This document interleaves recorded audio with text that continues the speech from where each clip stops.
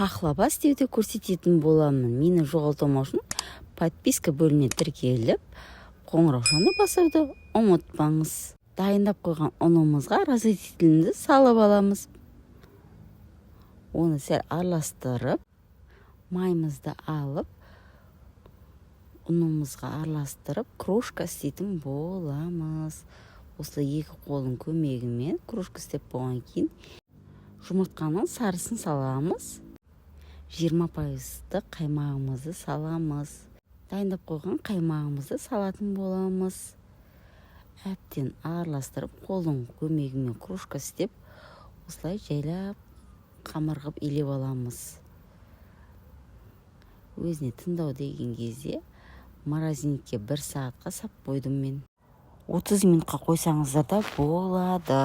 Жаңғағымызды осылай майдалап алдым блендердің көмегімен.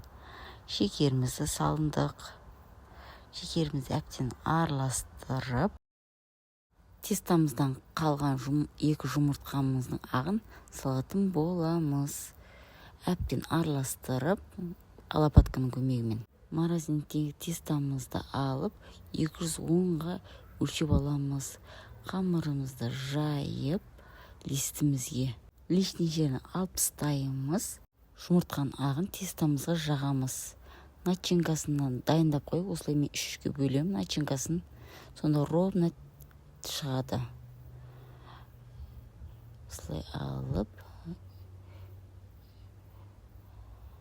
жиылған көмегімен осылай жайып аламыз. Ұнымызды себеміз, асты жабысқамау үшін. Қамырымызды жайып аламыз. Листігімізге қойып аламыз. Листіге қойып, шығып тұрған жерлерін жамайтын боламыз. Парақшам пайдалы, қоңыраушаны басуды ұмытпаңыз.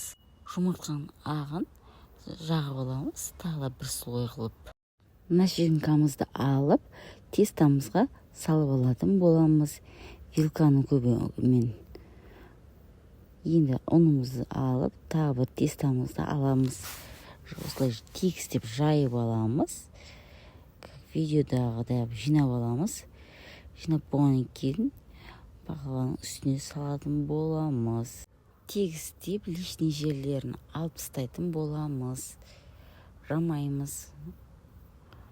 Пышақтың көмегімен әдемілеп шеттерін тегістеп аламыз. Жұмыртқаның ағы мен сарысын бөліп аламыз. Ағын начинкасына қолдансаңыз, сарысын үстіңгі қабаттағы тестаның үстіне жағамыз. Сарысын начинкамызды вилканың көмегімен осылай әдемілеп қоямыз. Лишний жерлерін алып тастаймыз. Ұн сеуіп, қамырымызды, тестамызды жайып аламыз. Осы тестамызды жайып алдық. Тестамызды домалатып, листімізге салатын боламыз. Осылай 1 тегіс қылып, сарысын пахлавамыздың бетіне жағып, тегістеп жағып аламыз. Видеодағыдай қылып. Маған 1 жұмыртқа кетті. Осылай 4 бұрышты қылып, кесіп аламыз. Осылай кесіп алғаннан кейін, пышақтың көмегімен видеодағыдай кесеміз 4 бұрышты қылып. Осылай кесіп алғаннан кейін, сәндеу үшін алып қойған жаңғағымыздың бетіне әрлейтін боламыз. Бәріне 1-1 бетіне жаңғақ қойып шығамыз. 180 градуста әсел пешкімізге 35 минут пісіріп аламыз. Керемет, шаймен ішкенге де керемет.